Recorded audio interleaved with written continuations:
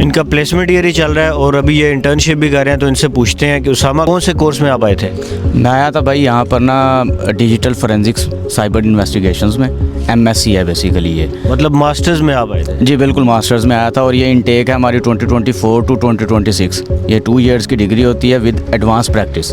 ठीक है, पहले जो 2 आपके सेमेस्टर्स होते हैं ना, उसके अंदर तो ये आपको थ्योरीज वगैरह पढ़ाते हैं, चीज़ें वगैरह बताते हैं कि आपने डिफरेंट टूल्स कैसे यूज़ करने हैं। प्लेसमेंट ईयर होता है, उसमें जो इंटर्नशिप होती है वो आपने खुद ढूंढनी होती है, यूनिवर्सिटी आपको ढूंढ के देती है, या क्या तरीक़ाकार होता है? अच्छा, बेसिकली इस तरह है, हमारे पास ना ये दोनों ऑप्शन मौजूद थे शुरू से। जैसे हमारा सेकंड सेमेस्टर शुरू हुआ ना, तो यूनिवर्सिटी से हमें मेल आना शुरू हो गई थी कि आपके पास 2 ऑप्शंस हैं, या तो आप अपने तौर पे ढूंढ लें, हम आपकी मदद करेंगे, हम आपको रेकमेंड कर देंगे, हमारे प्रोफेसर्स की तरफ से हमें कहा गया था।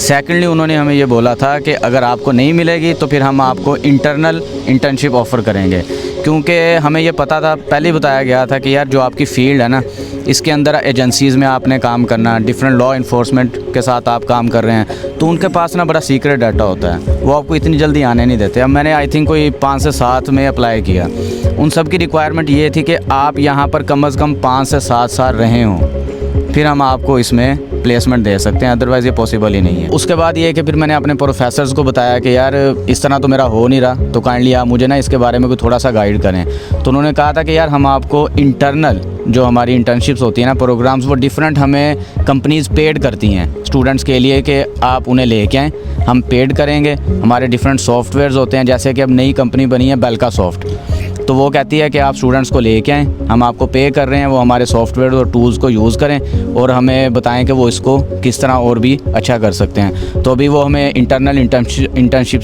प्रोवाइड कर रही है यूनिवर्सिटी खुद। मतलब यूनिवर्सिटी की तरफ से आपको ये पेड होती है, अनपेड होती है? नहीं, यूनिवर्सिटी की तरफ से जो मिलेगी ना वो अनपेड होगी। प्लेसमेंट ईयर में आपको कितने आवर्स जो है वो वर्क अलाउ होता है?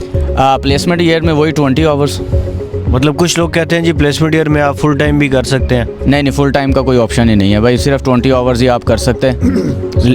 लेकिन अगर आपको कोई इंटर्नशिप ऐसी मिल जाती है जो पेड है, तो वो अगर 40 आवर्स भी है मेरे ख्याल से, तो वो फिर जो है उसकी जाहिर सी बात है, फिर वो तो पेड ही होगी, वो यही समझ लें कि आप फुल टाइम जॉब कर रहे हैं। नहीं, अगर वो आपको इंटर्नशिप ऑफ़र करते हैं ना, तो उसके अंदर वो ये लिखते हैं कि फ्लेक्सिबल आवर्स होगा और हम आपको 18 आवर्स का कॉन्ट्रैक्ट के साथ देंगे, किसी भी डेज़ में बुला सकते हैं, लेकिन वो 18 से ज़्यादा नहीं कभी भी होगा। मतलब फिर भी वो फुल टाइम वाला सीन नहीं है? नहीं, फिर फुल टाइम वाला सीन प्लेसमेंट ईयर्स में होता ही नहीं, अनलेस कि आपके पास डिग्री ना आ जाए और आपको यूनिवर्सिटी क्लियरेंस का सर्टिफिकेट ना दे दे, उसके बगैर आप फुल टाइम पे नहीं जा सकते। जो नए स्टूडेंट्स आ रहे हैं, प्लेसमेंट ईयर का क्या फ़ायदा होता है? उनको प्लेसमेंट ईयर लेना चाहिए या नहीं? यार मेरा मानना ये है कि प्लेसमेंट ईयर्स लेना चाहिए, क्योंकि इसमें यह है कि आपको डिफरेंट कंपनीज़ के साथ काम करने का मौका मिल जाता है। अगर आपको कंपनी उठा लेगी प्रैक्टिकल के लिए और आपको इंटर्नशिप के लिए उठा लेगी, तो आपको फ़ायदा होगा एटलीस्ट। और हो सकता है कि अगर वो आपको ट्रेंड करते हैं तो बाद में आपको अगर कंपनी स्पॉन्सरशिप प्रोवाइड कर सकती तो वो करेगी। तो ये जो अभी आपने फील्ड बताई है, इसमें स्पॉन्सरशिप मिलने के चांसेस क्या हैं? इसमें स्पॉन्सरशिप मिलने के चांसेस 90% हैं।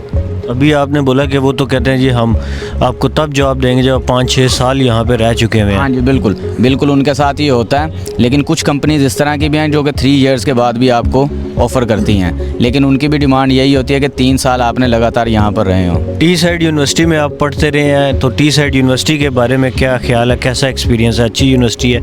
यार मैं समझता हूँ कि ये बहुत अच्छी यूनिवर्सिटी है। किस लिहाज से अच्छी है? यहाँ पर जो स्टाफ है, जो टीचिंग फैकल्टी है और जो यूनिवर्सिटी की अपनी लीलियंसी है मैनेजमेंट में, वो बड़ी अच्छी है।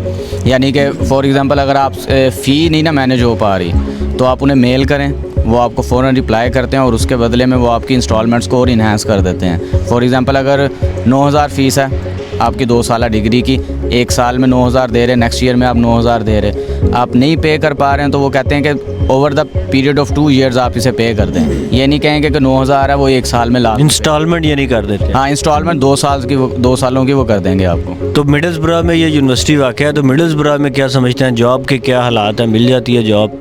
यार मिडल्सब्रा ना बेसिकली भाई एक गांव है यहाँ पर नहीं रहना, अगर रहना तो भाई उधर जाके न्यू कैसल में रहो, यहाँ मत रहो, यहाँ पर कोई जॉब के हालात नहीं है। यहाँ पर आपको कोई जॉब देगा ही नहीं, अव्वल तो अगर कोई देगा तो वो पे नहीं करेगा। तो फीस वगैरह मैनेज करना मुश्किल हो जाता है अगर मिडलसब्रा में रह रहे हैं? हाँ, अगर आप मिडलसब्रा में, मेरे काफ़ी दोस्त रह रहे हैं, तो वो कह रहे हैं कि हमने जो पहले साल की फ़ीस घर से पे की थी ना, वही की है, उसके बाद कुछ भी नहीं कर पाए। मैं न्यू कैसल में रह रहा हूँ, मैंने अल्हम्दुलिल्लाह अपने दोनों सालों की फ़ीस दे चुका हूँ। न्यू कैसल में कह रहे हैं कि जॉब के हालात बेहतर हैं। यार वो एक प्रॉपर टाउन है, उसकी एक नाइट लाइफ है, उधर लोग आते हैं, वहाँ पर स्टेडियम बना हुआ, मैचेस होते हैं, तो वहाँ पर आपको जॉब्स बहुत मिलती हैं। सिक्योरिटी की हो, किसी भी तरह की हो, इवन टेक अवे में बड़ी जॉब्स हैं वहाँ पर।